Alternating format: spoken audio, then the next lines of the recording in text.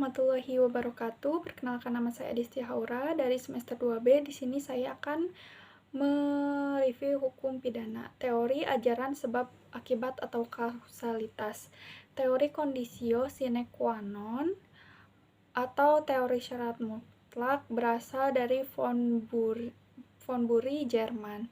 Tiap syarat adalah sebab dan semua syarat mempunyai nilai sama. Karena apabila satu syarat tidak ada, maka akibatnya akan lain. Baik syarat positif maupun syarat negatif sama-sama sebagai penyebab timbulnya akibat, sehingga jika salah satu syarat tidak terpenuhi, maka akibat konkretnya lain pula. Kebaikan teori ini adalah mudah diterapkan, tetapi menimbulkan masalah karena terlalu luas lingkup berlakunya. Pertanggungjawaban pidana. Kesulitan teori ini adalah terlalu membentang ke belakang, sehingga tanpa batas.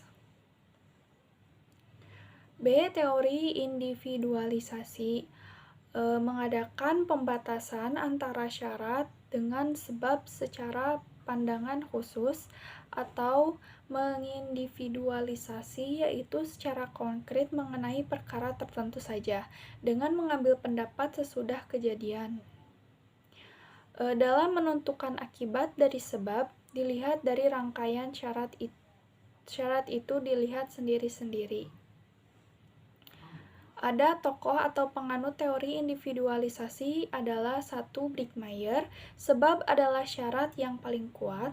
Kesulitannya adalah menentukan faktor yang paling kuat itu ukurannya apa. 2. Binding, sebab dari sesuatu akibat adalah faktor yang menahan negativi dari serangkaian faktor yang unggul positif. Teori generalisasi. Teori ini melihat peristiwa sebelum kejadian atau antefaktum atau in abstracto, yaitu serentetan syarat yang merupakan perbuatan manusia dapat menjadi akibat dari suatu peristiwa, yaitu dilihat dari perhitungan yang layak atau pengalaman hidup yang umum terjadi. Menurut teori ini, harus dicari sebab yang sama untuk dapat menimbulkan akibat.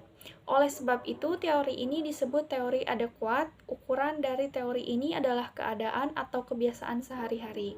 Dari kejadian yang muncul, persoalannya adalah apa yang menentukan bahwa sesuatu sebab itu layak atau cocok untuk menimbulkan akibat. Untuk diperlukan ukuran yang didasarkan pada A. Penentuan subjektif, yang dianggap sebab adalah apa yang oleh pelaku dapat diketahui atau diperkirakan bahwa apa yang dilakukannya itu secara umum dapat menimbulkan akibat seperti itu. Jadi pandangan atau pengetahuan pelakulah yang menentukan akibat dari suatu sebab. Tokoh pandangan ini adalah von Christ. B. Menentukan objektif, yang dianggap penentu atau sebab adalah keadaan kejadian adalah pengetahuan hakim yang didasarkan pada suatu keadaan yang secara umum dapat diketahui. Teori kausalitas dari von Christ adalah bukan teori kausalitas yang murni, karena yang menjadi ukuran sebab dari suatu akibat adalah pengetahuan pelaku yang dapat mengira-ngira, membayangkan akan terjadinya suatu akibat. Tinjauan terhadap teori kausalitas. Dari teori-teori tentang kausalitas, yang dianggap paling mendekati kebenaran adalah teori adekuat. Tetapi untuk menggunakan teori ini perlu mendapatkan penambahan, yaitu adanya unsur kesalahan dari pelaku dalam melakukan perbuatan kegiatannya. Oleh karena itu, teori dari von Christ ini dianggap sesuai dengan jiwa hukum pidana, yaitu dapat melindungi kepentingan hukum terhadap perbuatan yang hendak memperkosanya.